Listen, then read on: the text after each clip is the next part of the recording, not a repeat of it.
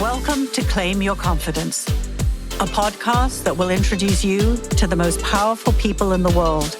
No matter what obstacles you face, Claim Your Confidence will inspire and motivate you to go after the life you want. Are you ready to claim your confidence? Hi, everyone, and welcome to Claim Your Confidence. I'm Lydia Fenet, coming to you from Newsstand Studios in New York. It's a beautiful summer day here, and I am so excited about my next guest who is joining us today. Chelsey Goodan is the author of Underestimated: The Wisdom and Power of Teenage Girls. And I cannot even explain to you, as a mom of a daughter who is on the cusp of being a teenager, how excited I am to get your advice on what I need to do to make sure that she comes through the next chapter of her life as confident as she is now. Welcome to the show, Chelsey. Thank you. I'm so happy to be here. Well, I cannot tell you how excited I was about this. I was talking to my daughters about this, and my daughter was just like, I can't wait for you to tell me everything I need to know about being a teenage girl. So I guess there's more to learn about your book. So first and foremost, your book came out in March, so you're a couple months into it. Tell me a little bit about how the book tour is going. How is everything going? Well, it's been incredible to see how people have received what I am putting out in the world, right? How do we empower girls? And a lot of what makes my book different and what I'm trying to say is that I am giving the microphone to the girls themselves, right? And I'm trying to amplify what they want to say to the world. So they're heavily quoted. They've been involved in the entire process, the editing process, choosing the chapters. And so it's been really fun to just integrate them also feeling really powerful, like they're making a difference in what people are hearing and learning about from the book. And then on top of it, just realizing how much everyone has a teenage girl inside of them. So whether they have a daughter or not, they have a teenage girl inside them still who needs some healing. And I'm realizing as I get feedback how much of our wounds happened in our teenage years. Things like shame, people pleasing, perfectionism, self-doubt. Those are the chapters in the book, and how we carry those into womanhood and how they affect our confidence, right? So lots of times our confidence, the foundations are built in our teenage years. And so that's why it's been such a fun experience with this book, moving upstream and saying, how can we deal with these things now so that we don't, we can change the trajectory for all women. I love that. I love the message, too, about the fact that, you always hear about, teenage girls. You have moms and dads kind of rolling their eyes like, just wait till your child is a teenager. And I feel like there are so many negative connotations that you hear even as a parent. So it feels exciting to think about this as a chapter that could really set them up for success over the course of their lives. Think about, when you hear you're having a little boy versus a little girl, people say to parents like, just wait till she's a teenager. You're in for it. And there's all these warnings, and parents are always like, I'm so scared. I know. And I talk about how the first chapter is like fear, all this fear we're projecting onto this narrative of teenage girls are mean and dramatic and crazy. And it's just a lot of negativity that girls absorb also, and affects them. That type of criticism affects their confidence. Yeah. And also just fear is not helpful, right? Like it's the opposite of empowering and lifting people up. Yeah, absolutely. And it's self-fulfilling prophecy. If you tell Exactly. someone that they are going to be terrible, then you can guarantee that they will live up to that banner, right? Exactly. Especially a child who's looking to be exactly who everyone expects them to be in many ways. So let's start at the beginning of Chelsey and talk about how we got to a place where you are ready to write a book like this. Where did you grow up? I grew up in Colorado Springs, Colorado. I went to NYU for college and then moved right out to Los Angeles, where I'm now. And I have gone through many stages of my own life, right? Like I was working in the entertainment industry for a long time, and I started tutoring. I was an academic tutor to teenage girls and teenage boys as well, as kind of a side job that started that way as I was screenwriting in LA. And then I started volunteering my time to mentor girls from underserved communities as well. And it was such a pie in my face moment of like, the thing that has been so meaningful, the best part of my day, this one-on-one time where I'm invited into this super rare space of trust with teenagers, is the thing I should write a book about, and has just exploded in the best ways. It's such an example of how you can't see everything in your path, but when you lean into just purpose and good intentions and mission that wants to, uplift people, that's the way to go. That's the way to go. And people will respond. Exactly. What were you like as a child growing up in Colorado? Enthusiasm is a big part of who I am and always has been. And it's very much a family, like my family is very enthusiastic. And I talk about enthusiasm in the book. And it's actually the root word is a Greek word. It's called enthusiasmos. And it actually is a much more elevated word. It's about divine inspiration. It's much more sourced in a higher kind of spiritual context, actually, enthusiasm is, which makes sense to me because there's just a real generosity of spirit and a loving nature to it that I think is really powerful. And I talk a lot about how we could start redefining what power is, right? Like power is so often domination and oppression. And it's like, what if we actually looked at things like empathy and care and enthusiasm and generosity as powerful? Yeah. And so yes, little like childhood Chelsey, teenage Chelsey has always been enthusiastic. And I really own it. Like I often call it out to people like, I know I'm high energy. So they're like, oh, she's aware, she's self-aware at least. And I'm very extroverted and I love people. And, but in terms of, the pressures I faced as a teenager, a lot of it did have to do with like feeling like I needed to be perfect or feeling like I needed to be likable and please everyone around me.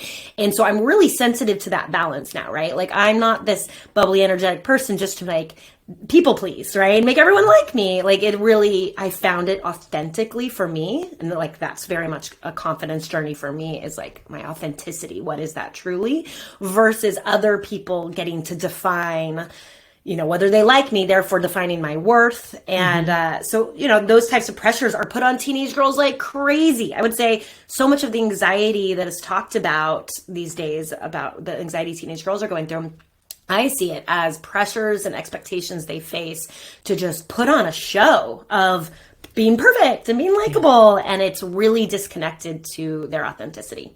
And you add into that as well what we did not face when we were younger, which was the added pressure of social media. Yeah, exactly. The perfectionism that you see on Instagram with the posing and the filters and all of the things that you can do to change who you are and what you look like. I mean, that's got to be something that's really incredibly difficult to live up to on top of those pressures that existed anyway. Right. And well, I have a whole media chapter and it could have been its own book, right? Yeah. That section of how to help girls create a healthy relationship with social media. I actually am in the realm of it's not going anywhere. So yes, right. There are super harmful aspects that need to be acknowledged. But what I always say is the girl can be part of that conversation and she can acknowledge it with you. And we're underestimating girls' ability to navigate and create choices for herself that are healthy in relationship to social media. I mean, I've had a lot of positive experiences of pulling up, images on Instagram and asking a girl like with genuine curiosity, not like she's scared I'm going to take away her phone type of thing. Right. And instead being like, well, what do you think of this? Do you think this is like an unhealthy beauty standard? How does it make you feel about yourself? And just really talk it out with her in a real space that she feels emotionally safe, psychologically safe. And that's been the area I get more excited about because it's more empowering for a girl to be part of the conversation rather than just a victim to social media. A lot of times it's that self-fulfilling prophecy we talked about how we're just telling her there's no hope. She's a victim to social media. It's done for, right? Whereas the girls don't feel that way. And there's a lot of a lot of community and friendships that are built out in the social media world for them that we can't just toss out, and disregard. It's so interesting. My youngest daughter is in first grade and my oldest daughter is in fifth grade. And we have not given phones to our children. They have iPads so they can watch shows. But I've been very scared about giving my daughter, especially my fifth grader, who's already in this time in middle school where you see a lot of the sort of just the social pressures in society. We live in New York City. Like there's just a lot, right? And so I think that's such an interesting way to look at it. Can you give us some guidance on what that conversation would look like if you are handing a phone to a child at any age, as a teenager or even before? What conversations should you be having with a daughter or a girl in your life to ensure that they have a positive approach to social media? So often it starts with how you set foundations of conversations like this. And so I'm first going to lay the groundwork because lots of times it can be so specific. Like a phone conversation with a girl really depends on the girl's maturity, your own relationship and dynamic. So I like to lay kind of communication strategies first, which is the first is forming an environment where you listen without judgment to her thoughts on things. And that is actually step number one, because if she feels like you're listening to her and valuing her perspective, then when you do have more of a rule or something that you feel strongly on, she's going to listen to you in turn.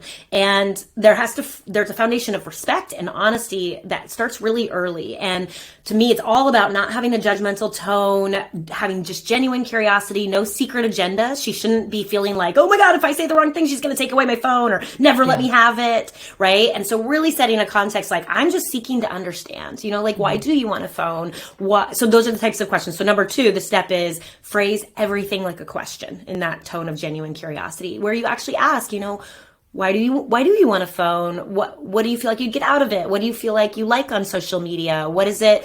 Really seek to understand what she wants out of this. So then she feels heard and understood. And then that's a way better starting point than it coming in, contentious right away. Yeah. And then it's also, the next step is honestly affirming and saying, oh, that's a smart thought. Oh, I hadn't thought of it like that. Oh, okay, cool. That's a good perspective. What are your thoughts on this? What are your thoughts on that? And then that's what sets the foundation for you also, and as a parent, which I have, of course, a ton of empathy for. This is a hard thing to navigate, right? But it sets the foundation for the parent to better gauge where their daughter is, too, in this conversation. Can she handle this? And I find they usually want the phone because they want to talk to their friends is really the main reason. It's not because they want to go on social media and feel bad about themselves. Yeah. If anything, the girls tell me, they're like, everyone just thinks we're all depressed just looking at skinny girls on social media. They're like, we're not. Like, that's what they tell me. And so they want to just text their friend is what they want to do. And I will say too, there's a lot of communities, LGBTQ kids, they've told me social media has saved their life, right? When they're in communities where there's no one that they feel like they can be themselves around, they find that community online, and it's really beautiful, actually. So we can't just say everything's all bad. There's a double-edged sword here.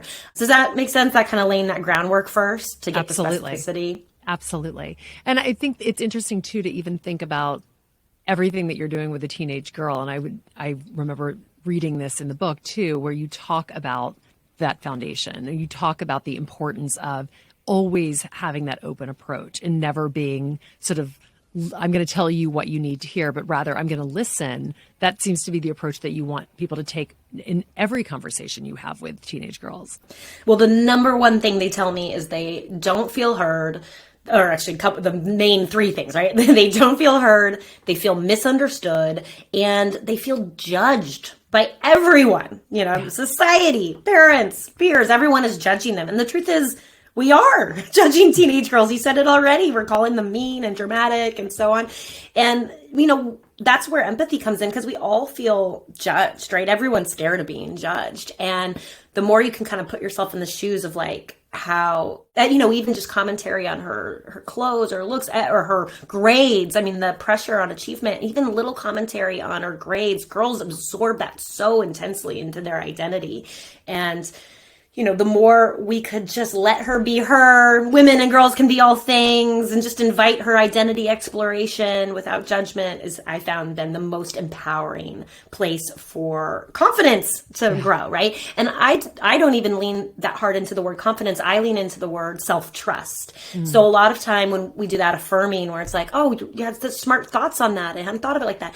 It helps her be like, oh, I did have a smart thought on that. I can trust my thoughts. I can trust my perspective. And then that's when I see her becoming more confident.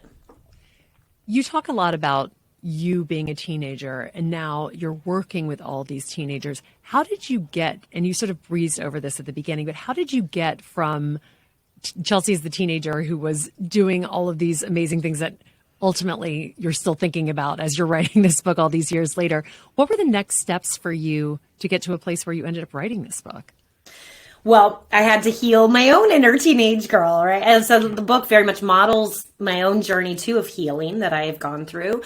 And a lot of it, I've done lots of different modalities of therapy. I'm a big fan of therapy. I have even retreats and just anything that helps you look within and really ask yourself the hard questions in a way that creates growth and learning.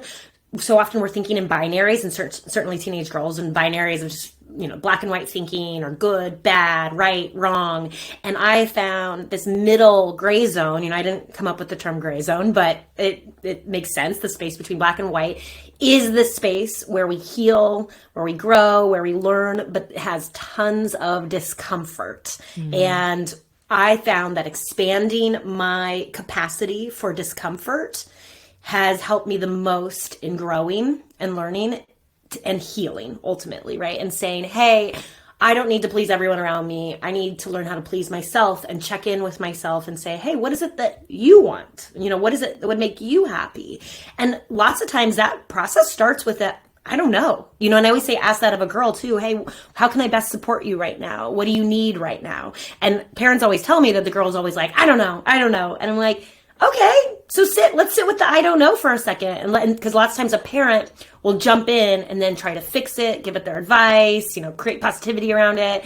And I instead say, okay, well, you know what? Think about it for a while. Get back to me. I'll check in with you in a few weeks and see if you have new thoughts. I bet you'll come up with some smart thoughts on this. I can't wait to hear what you have to say about this. Because then the girl's like, oh, okay, I do need to actually develop that mechanism of checking in with yourself and saying, what do I need right now? Yeah. Which is not something women get a lot of space for, because we are putting other people's needs before our own so often. Certainly mothers are, and in a way that we have affirmed, right? Like a selfless mom.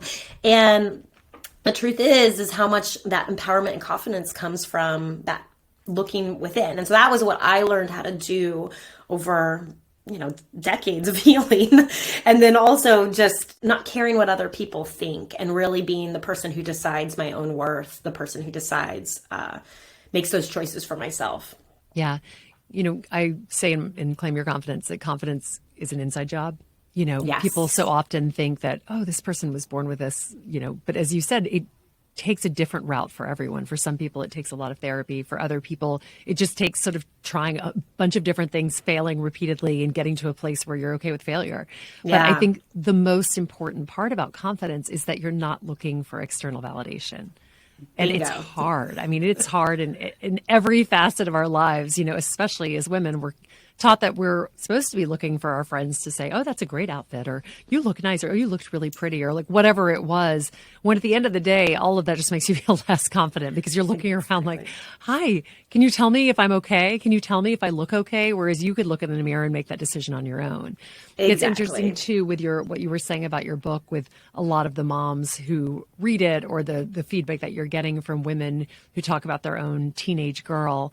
Because I will never forget, one of my biggest takeaways after writing The Most Powerful Woman in the Room Is You is how many women would come up to me and buy the book and say, I would say, can I make this out to you after meeting them? And they would say, I'll make this out for my daughter. I'm a lost cause. Yeah. And I'm just sitting there thinking to myself, but your daughter's watching everything you do. Exactly. So if you aren't the person who's confident, if you're not the person who feels powerful, how can you expect your daughter to look at you and feel that way? Because she's watching everything you do, whether or not you realize it. And so I always thought that was an interesting takeaway. And I'm sure you're seeing that time and time again. Oh my gosh, yes. Yes. And then also in the beauty chapter, I always say, don't comment on girls' bodies or what they're wearing, which we've gotten better at, right? Yeah. But what hasn't gotten better is grown women, adults in girls' lives. And by the way, this is what teenage girls tell me that they're so tired of: adult women in their lives insulting their own looks and body in front of them. And it could be really subtle, like, oh, I don't look good in this, or oh, I look fat in this, or whatever it might be. The girls hear that. They pick up on it. And of course, that creates a culture, where like, I have a lot of girls tell me their mom dieted for, 20 years straight, right? So it was just communicating this subtle, like, I hate my body. And we are underestimating that impact, because so often people love to be so mad at social media and media images of skinny women. And I'm like, sure, but we can't change society. As much as I wish I could just be like, boom, let's change it. The only thing that's in our control is our own choices and how we use our own words, how we model for the girls around us. Yeah, absolutely. And I do think that all starts from the minute you have a child. I definitely feel like I have a couple of friends who I've heard that word fat being thrown around in their daughters' lives, and I see it in their children now. And it's scary because it happens so young, and then it molds you for the rest of your life. And I think we're also seeing that in terms of the body positivity sort of campaigns of women who've dealt with this their whole life who are like, enough, right? And isn't that what just happened with Oprah and Weight Watchers and Ozempic and all of these topics that are coming around, which are going to hit the teenage girls harder than anyone because they are on social media. So they're seeing this too. Well, Gen Z is so much more body positivity narratives. They're so into it. In general, Gen Z is very changing everything, right? Like they are women supporting women, girls supporting girls, body positivity. Women can be all things. You can be pretty and you can be smart. Like they are expanding this realm for us. And that's another reason I wrote this book is I was just so excited to highlight that because that's the wisdom and power of these girls that if we listen to them, they have a way better idea for our future than the current system we have set up for them. Not only just beauty and how we're putting pressures in that realm. But I would say also this idea, how you were saying external validation, defining your confidence or not, is achievement, is getting good grades. I would say we've gotten a little bit better about not putting beauty pressures on girls, but we've transferred it over to academic achievement or extracurricular activities. And these girls are doing 8 million things. Like I've had a lot of people want me to integrate the girls more into my book and press tour, which they all want to. It'd be super fun. They can. They're so busy. They're so much busier than I am, right? Because they have 5 AP classes and they're on the varsity tennis team and then they're in the school choir that has 5 performances a month, I know. And then they're doing club volleyball on top of that. I mean, they're running empires, these teenage girls. And they're so stressed out about it because, and as I talk to them a lot, it's their worth, that external validation. They feel like if I don't get an A on this, then it communicates something about my worth and value in the world. And in ways we all know it can be harder for women to succeed out in the world. And we've thought, okay, well, the solution then is to get into a great college, to get perfect grades, achieve. And I see girls burning out, at the age of 16. Yeah. So Chelsey, what do we do? Give me and give every mom and every woman on here who knows a teenager, who has a teenager, give us some talking points, give us some practical things that we can do starting, tomorrow to really help our girls succeed in a way that doesn't stress them out and doesn't make them burn out at an early age. So important. Thank you for asking. Chelsea's like, no big deal question. Chelsey, no pressure. Just make sure you get this 100% right. I know. Well, so that framework I already said about listening without judgment, phrasing everything as a question, affirming with specifics too. So often we're like, you're amazing. And I see the thing that really helps the girls when she gets really specific affirmation that's like, oh my gosh, I really see how you just juggled all your classes by getting that homework done. And then you took care of your younger sibling. And then you made sure you guys had a healthy dinner. The emotional burden on girls within a household these days is really extreme. And when they feel seen, when they feel like everything they're doing is really acknowledged and appreciated and specific affirmation, I always say increase your compliments by 3 sentences, right? Like even if you're texting it, because it pushes you to be more specific. And when girls feel that, they're like, okay, like that's where they start forming that, it's that self-trust and confidence in who they are and that they're making good choices. So there's that element. But I also say like meet her where she's at, have that no agenda, right? Where you actually embrace a girl's weirdness. And I use weird because it really connects to their authenticity. And it also sometimes brings out insecurity, right? Like some people are scared of being weird. Mm-hmm. I personally think it's fantastic to be weird. But that's where I'm going to lean in right now is this idea that we put pressure on girls to be normal, right? In this achievement focus, like to be like everyone else, to be in the box and follow the rules. And I have not seen that to be helpful for girls at all. And that when we lean into what makes them unique and weird, and then I affirm that, they're like, oh, okay. And they have more ease because their natural self, who they are, is getting affirmed rather than thinking they need to be something that they're not. And so I say like kind of hunt for what makes and I use weird instead of unique because unique again is very achievement oriented. Yeah. And then it's about a kid also having enough space to explore their own identity. Oftentimes they get good at one thing and we just affirm, and that's it. They're like, okay, I guess I'm a volleyball player now, right? And so I share a story in there about 15-year-old Marley, who is the star volleyball player. She made varsity as a freshman, and everyone just affirmed her as such a volleyball star. But I noticed she was getting migraines and stomach aches and was just so stressed out with the game schedule. And I asked her one day, like, do you like playing volleyball?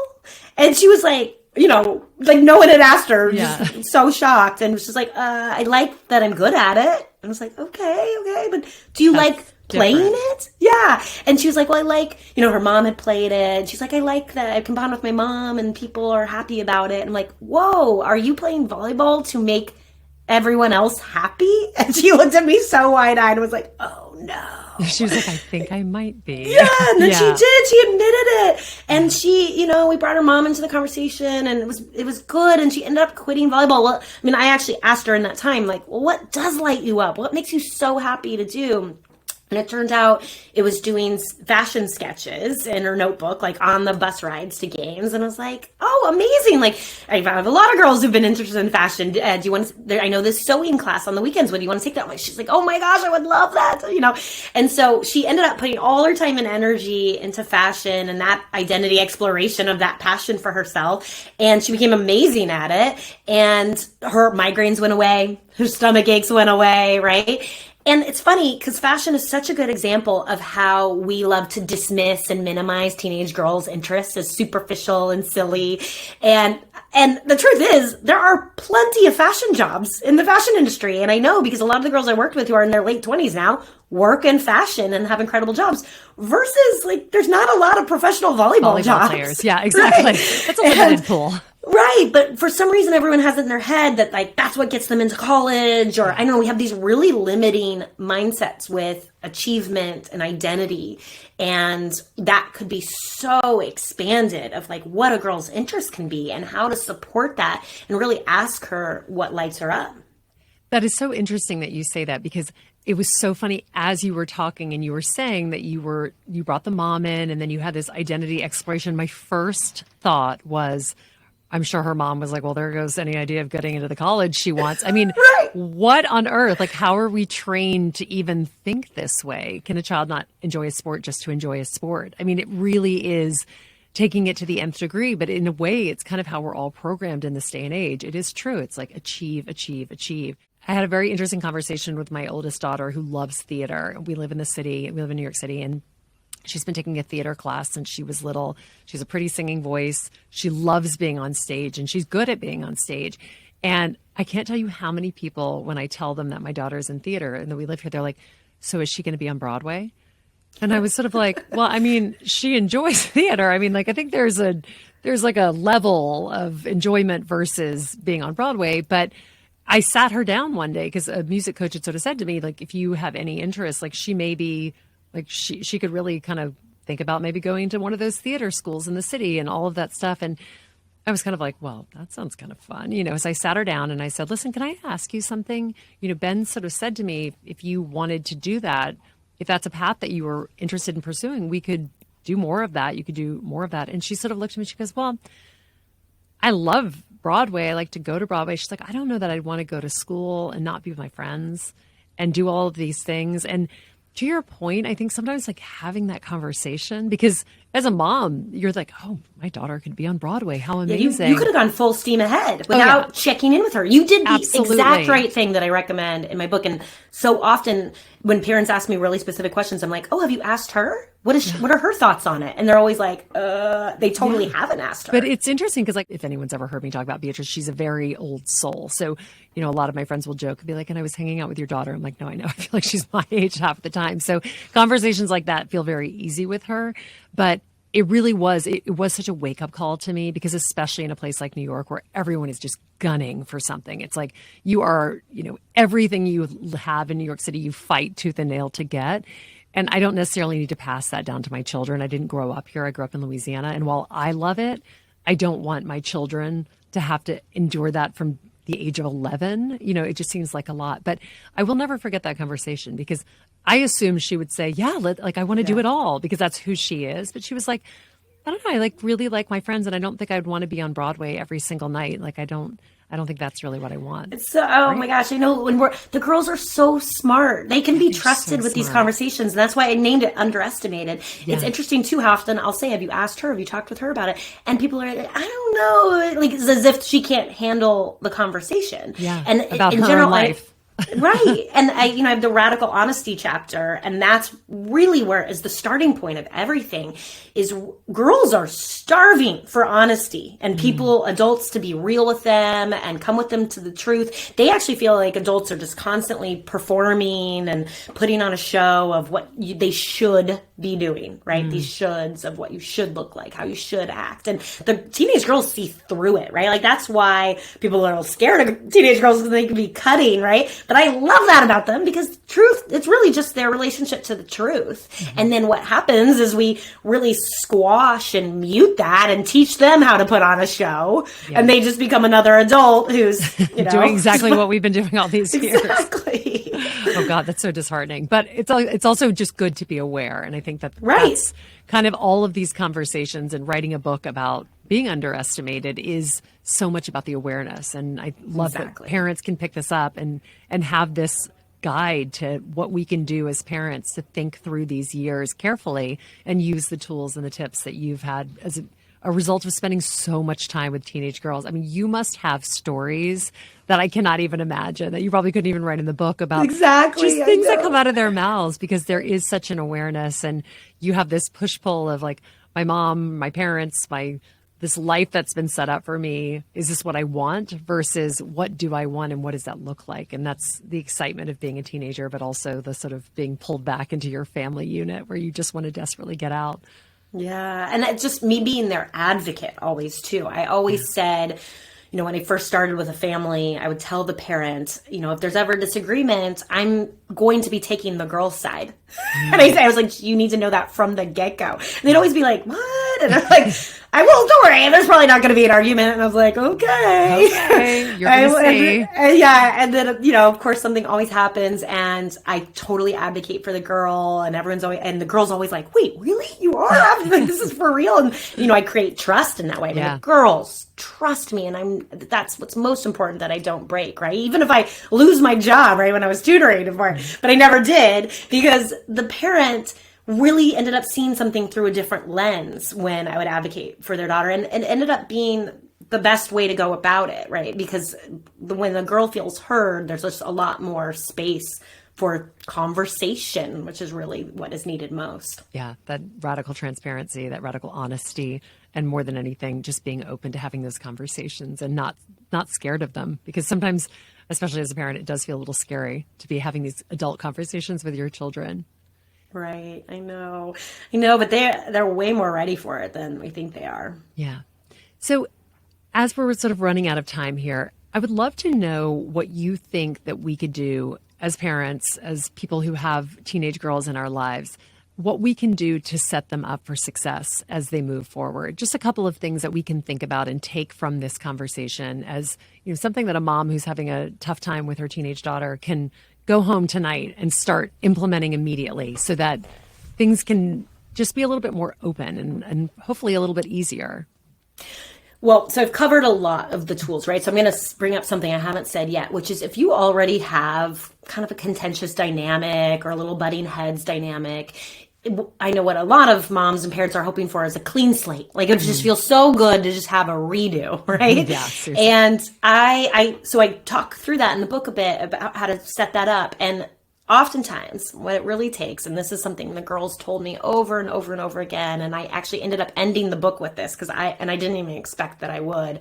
It just came up so often, which is girls are really starving for an amends from their parents, like an apology. And I know that can be really like a parent can kind of grip up and be like, and because, also, by the way, a parent's own triggers is really about their story. And that's what I always say about healing your own inner teenage girl first, because that's what deactivates the triggers in a way that you can really just meet your kid where they're at. Because often our triggers are projecting our own story onto the girl. And she's always just like, that's not my story. That's not how I see this, right? You're like, I didn't even live that. That's completely you. Exactly. And so I would say, you can come to her and say, hey, I just read this book. I would love to have a restart where, I'm just going to start doing things differently. I'm going to start listening to you more. I'm going to start asking questions that I need you to trust that I just have curiosity. I don't have an agenda.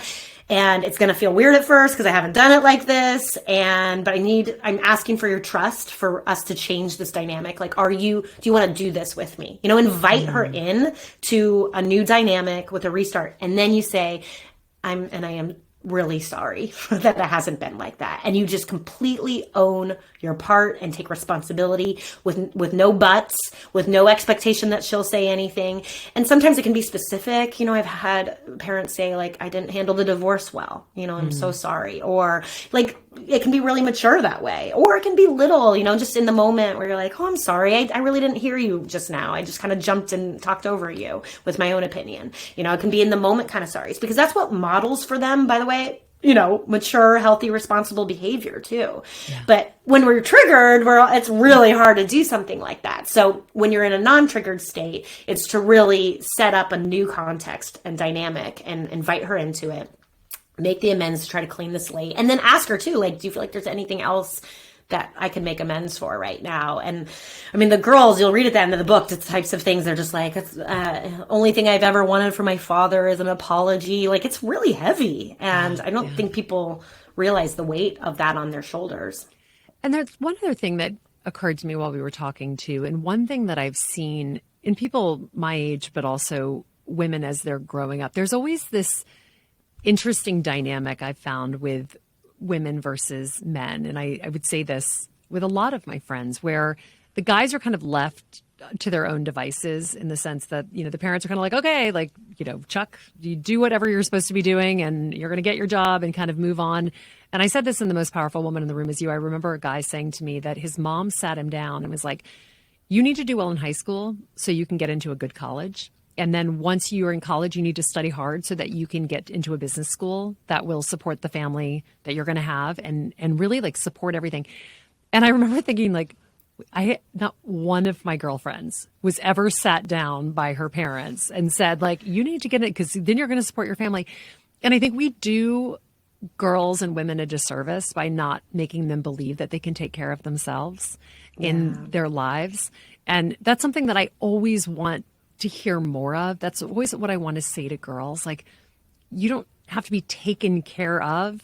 Like, you should walk into life as an equal partner and have that belief in yourself. And I think it also allows you to live a full adult life if you come through as a teenager feeling like you can trust, as you said, in yourself, but also trust that you are going to create a path for yourself that's going to move forward, and that you don't need to be, quote unquote, taken care of your whole life. Because I think it also infantilizes women in a way that you can never take care of yourself, and that you always have to be taken care of and sort of like handed from person to person. Because I've definitely seen friends and people that I know who, over the course of their life, it's really taken them into a place where they shouldn't be. They never really grew up because they were always waiting for someone else to do that for them. I know, and it's been interesting in this, with my book really exploding and being a big success. My husband has been asked a lot, like, how are you dealing with this? Like, having such a successful wife. And he's been like, so annoyed. He's like, are you kidding me right now? Like, what is this question? He's like, am I like not supposed to be happy for her? Are you saying I'm supposed to be emasculated by it? Like, these are old, outdated. We are done with this narrative. And so he's been pretty outspoken about being like, I'm so happy for her. I know. He's like, my successful wife is awesome. That's how I feel. Right? Yeah. And then, I talk about in the book too, how he'd kind of asked my dad for his blessing to marry me. And my dad was like, ask her. Have you asked her? Like, what are you talking about? This is not my decision, right? Like, he's like, I'm not going to be with you forever. Yeah. Yeah. These outdated narratives, though, that like my dad was taking care of me and now he's handing it off to my husband to take care of me. Like, we're done with this narrative. Yeah. I love to hear that. I love to hear that you say that too, because it does feel like I have this conversation with some of my friends sometimes, and we're all like, what is that? And why is that?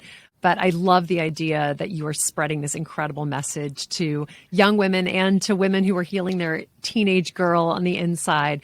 So tell us, Chelsey, what comes for you as we move forward? Are we going to see more books? Tell us all the things, because it seems like this well, for you is a catalyst for a lot of different exciting possibilities. My life has very much changed in the last few months.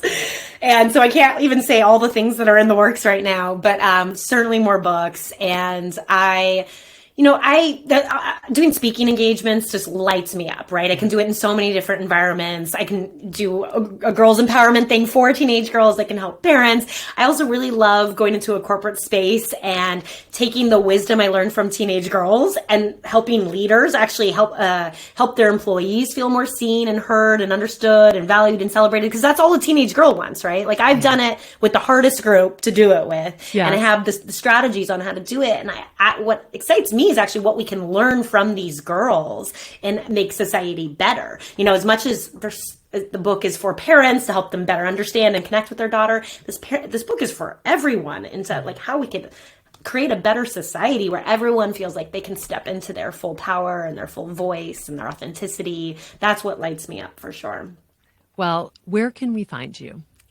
So ChelseyGoodan.com, and then Instagram is definitely my social media that I do most. And, on my website too, there's a book club guide. Like the book is perfect for mom's book clubs. And so you can get that for free on there. And it gives you like a fun guide on the different chapters to have a book club on this. And I'm really just about how can we uplift and empower girls and create a world where they can feel empowered.